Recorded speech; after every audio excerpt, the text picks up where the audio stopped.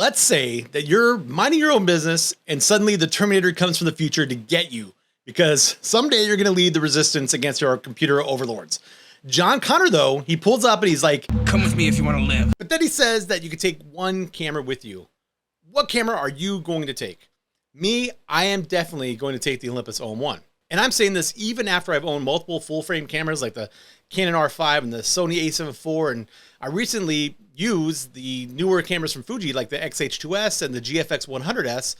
But if Arnold's coming after me, I'm still going to reach for the Om-1. You might be thinking, this dude's out of control. He's crazy. And maybe you're right. But in this video, what I'm going to do is I'm going to give you my thoughts of using this camera for more than half a year and some of the reasons why I think it's one of the best cameras on the market, even if it definitely has some drawbacks, which I'll touch on too. The reason number one that I love this thing is the form factor. Let's get this out of the way. The Om-1 itself is not the smallest or the lightest camera around, even compared to other full frame options out there. But let me tell you, there's more to the story than just pure numbers. I've seen a lot of comparisons from people bashing the Om-1 with stuff like this. Yes, the Om-1 is quite a bit bigger and heavier than the full frame camera from Sony, the Sony A7C, for instance. And if you compare the Om-1 to many other cameras, it's maybe just slightly smaller and maybe a little bit lighter than some of the other options, including APS-C and full frame. However, when people make these kinds of comparisons, I seriously doubt that they've actually used the system the Om-1 lives in. When you do that, the benefits of the Om-1 and Micro Four Thirds really shows through. In this small bag, I can stuff in the Om-1, the 100 to 400, the 60mm macro, the 12 to 42.8, and the 17mm 1.8, and I have room to spare. That's pretty crazy. That's insane. That gives me a full kit to go from macro to wide angle and all the way to 800mm in full frame terms. And because of this, the Om-1 goes everywhere with me, even when I have to use the GFX 100 for super high resolution imagery. The compact size of the Om-1 is truly something special, and it's really helpful for my kind of photography. Let me give you an example. I'm out in Georgia. I'm taking some photos on a bridge using my GFX 100S, and the 100S is awesome, but the autofocus is slow and it's not very versatile. In the corner of my eye, I see a crane flying through the scene behind me. Since I had the Om-1 with the 100 to 400 at my hip, I just throw it on custom function 1, which is my bird autofocus, and I fire away to get these shots. Holy cow, these are amazing. And ones that were easy to get because the Om-1 was right there with me at my hip in a small and light package capable of getting me these images. The second reason I love the Om-1 is the image quality. It is fantastic. You can say whatever you want about Micro Four Thirds as a system or how it's only 20 megapixels for the Om-1, whatever. I'm not denying that there are real drawbacks to the small sensor, but that's denying the real benefits of the sensor as well. There are a lot of people who love Fuji colors, me being one of them, but I happen to think that the Om-1 has maybe the best natural color rendition out there for nature imagery. These shots look great. And I didn't have to make any color adjustments in editing. This is straight from the camera with the natural color setting. They look fantastic. They look absolutely beautiful. And if you are one of those people out there who still try to knock on the image quality of the Micro Four Thirds systems, are you going to tell me that these images from other worldwide professional photographers don't know what they're doing, that somehow they're using inferior cameras because you happen to have an opinion that's more important than them? Seriously? Look, the Om-1 and Micro Four Thirds in general is capable of stunning images, period, regardless of what some of the idiots on the internet forums might say. Again, remember, I'm not saying it's perfect, but no camera on the planet is perfect. The Om-1 just happens to be a really good one. The third reason the Om-1 rocks is all the fun computational toys there is to play with that are actually extremely useful.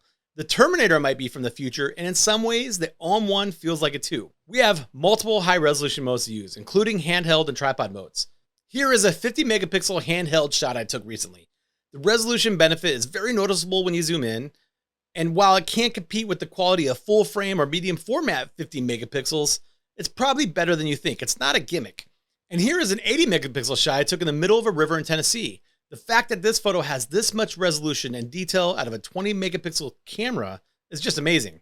And that's just the start. We also have a live ND mode that is built into the camera, letting us get slow shutter speeds on sunny days without a filter like this shot I took recently when I didn't have an ND filter for my lens. We also have live composite mode, which allowed me to step outside, throw my camera on a tripod in the middle of the night, and capture this photo with almost no effort from my front porch during a recent lightning storm. How cool is that? The camera has ridiculous frame rates too, as you can see with this sequence of hummingbird shots. 50 frames per second is nuts, but I can see how useful it could be for wildlife photographers, especially those using pro capture, which is a mode that allows the photographer to capture the images happening during autofocus, but before they even press the shutter button. And we have in-camera focus stacking, which works super well, even in the field. Here I am shooting a flower to get this JPEG from the camera. Look at the difference between the single shot here and then the stack shot here, all of it done in the camera with no extra effort on my part. This camera can do amazing things, and I haven't even covered all of them here. So when John Connor comes to save me and I only pick one camera, you can see why the Om-1 comes with me. When you combine the overall size and weight advantage of the system, and then you start to use all the fun computational benefits the camera gives to photographers, you basically have the ultimate photography creative tool. Look, I'm going on and on about how great this thing, and it is really great, but it doesn't mean it's perfect. It's not. No camera on earth is perfect.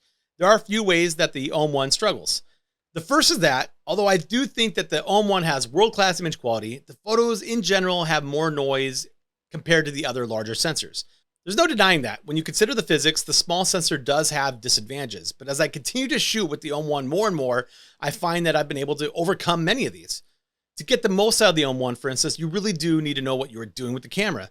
This is not a camera that makes it easy to shoot just on automatic mode to get great results. It's at its best when it's used by someone who knows its strengths and weaknesses and can get the most out of it. For instance, this shot is ISO 3200. I needed some fast shutter speeds, right? It's a little grainy at the edges, but the stunning detail on the Hummingbird more than makes up for it. However, I had to expose to the right and really nail the exposure in camera to get this kind of quality. And that brings me to another negative. I would probably not recommend the Om-1 for beginners or for those that are not committed, like really committed to getting the most out of their camera. I've been shooting with this thing constantly, and I still feel as if I'm only beginning to learn what this thing is capable of. So if you're willing to put in the time, I believe the Om-1 is a fantastic choice.